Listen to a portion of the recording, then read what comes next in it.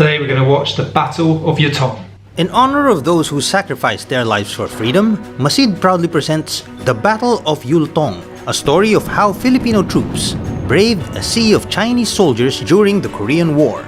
The Korean War began on June 25, 1950, when North Korea, backed by China and the Soviet Union, crossed the border into South Korea in an attempt to capture its capital, Seoul. In response, the United Nations Security Council, through the formation of the United Nations Command, ordered the deployment of military forces to stop the invasion. On August 7, 1950, President Elpidio Quirino, with approval from Congress, sent 7,420 Filipino combat troops to fight in South Korea. President Quirino saw this as a commitment to help a friend and as part of a larger battle to save. Very similar, very common. It's like what we did in Afghan. Loads of nations come together and they send a small amount of troops to help the world from communism. The 10th Battalion Combat Team, the Philippine Expeditionary Forces to Korea, was the first battalion to arrive on Busan shores on September 19, 1950. The 10th Battalion, made up of 1,303 enlisted men and 64 officers, was originally a motorized battalion sent to operate tanks from the US, but when none arrived, was turned into a heavy weaponry unit instead.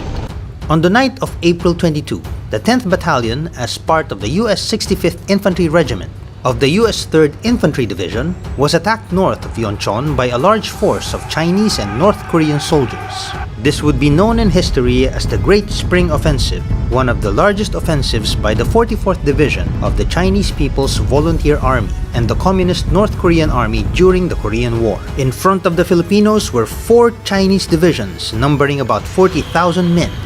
So to put that into context, 40,000 troops, the British Army is about 76,000. They sent 40,000 to one battle against 1,000, which is their 10th Battalion, which battalion for us is most probably no more than 500 to 600. Just after midnight, the Chinese began their attack with a heavy artillery barrage. Soon after, the Chinese forces advanced, but had difficulty as the 10th Battalion successfully defended their positions with mortar and artillery. However, a massive Chinese assault pushed the Turkish brigade from their position, allowing the Chinese to surround the Filipinos' eastern side. Seeing the incoming danger, Lieutenant Colonel Junicio Ojeda immediately organized a unit of battalion cooks and clerks to fortify and defend the east flank. With the help of sending their cooks and clerks, soldier first, as the British Army always says, especially if you're in like the Royal Marines or something, you all go for Royal Marine training and then you can end up as a cook or in the MT, but you're always a soldier first. 24 light tanks and artillery support, Lieutenant Colonel Ojeda's makeshift unit was able to hold off the advancing Chinese forces. The situation only got worse when the Puerto Rican 65th Infantry Regiment, situated on the west flank, began to fall back from Chinese attack. With the west flank now exposed, the Chinese began advancing but were blocked by a platoon of Filipino soldiers situated on a hill overlooking Yultong. Commanded by Lieutenant Jose Arciaga, this platoon refused to yield and held their ground. This gave Lieutenant Arciaga's company commander, Captain Conrado Yap, enough time to mount a counterattack.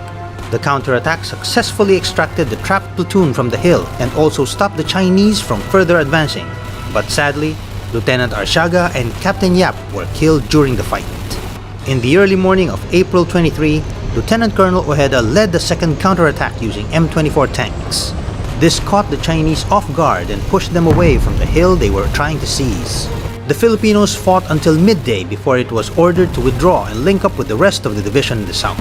15 Filipino soldiers died, 26 were wounded, and 14 were missing in action, while the Chinese and North Koreans lost around 500 soldiers.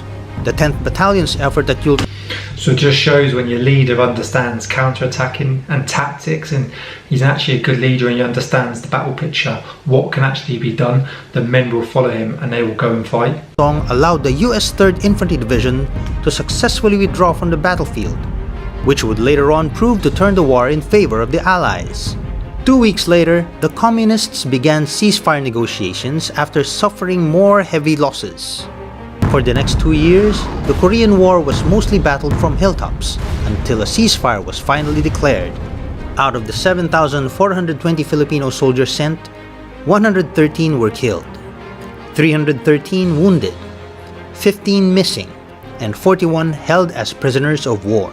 Today, a monument stands inside the War Memorial of Korea in honor of the many Filipino soldiers who fought for the liberation of Korea. Recently, during the 69th anniversary of the Korean War, the late Captain Conrado Yap was awarded the Taeguk Medal, the highest military decoration given to a soldier for bravery in combat.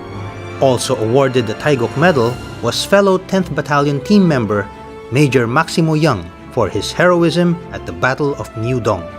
The efforts of the 10th Battalion in the Battle of Yultong was instrumental in turning the tide of the war in favor of the Allied forces.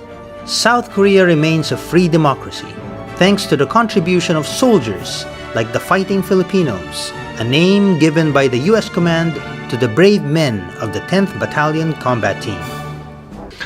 That's it. It just goes to show that when you've got a good leader, understand tactics, the men trust him, and they're willing to fight, they will go into battle and they will produce something that's needed to be done to win. It's not all just down to the leader, but it's great to see he's getting their chefs and clerks. If you're getting surrounded and they're coming around to the east, you're going to get everyone you've got within your camp on the front line wherever you are. Right, remember, you're always a soldier first. You all go through basic training and then you do your trade training. That's why it's important we keep on top of those skills. But I thoroughly enjoyed that. Let us know what you think in the comment section. Give us a thumbs up if you did. It really helps us with the videos. Click that subscription button and let us know what you want to see next.